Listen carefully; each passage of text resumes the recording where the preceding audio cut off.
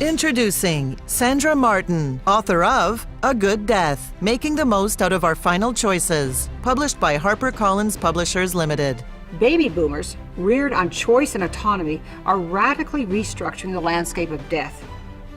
And not only for themselves, but for their elderly parents and for the children coming up behind them. Choice about how we die is as pressing an issue today as abortion was in the 70s and 80s. It is the final campaign for a generation that fought for reproductive rights, sexual equality, and protections against racial, gender, and religious discrimination.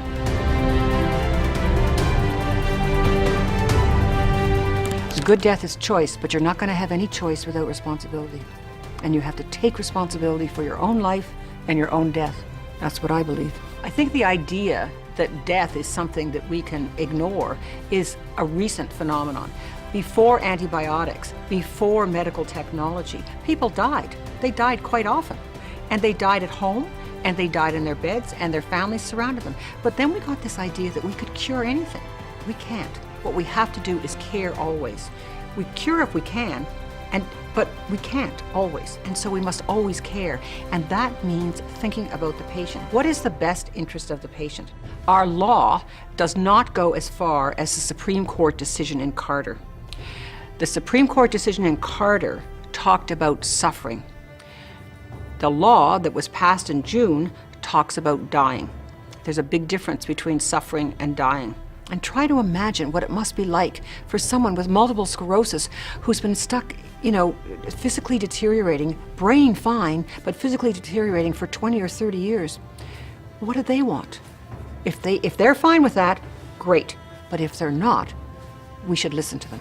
I have talked with people who are in extremis, families who are grieving, and what I have found from talking with those people is that these are stories about love and about supporting their family members. One of the things that's so hard is to reach the sort of stage of acceptance where I, as the person who loves, say, my husband, I get to the point where I say, this isn't about my loss. This isn't about having my husband die.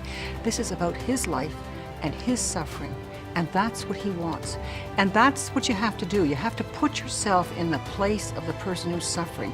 And I think that's often very hard for us to do. But when you do that, then this isn't depressing. This is allowing people to do what they think is right with their own bodies, their own lives.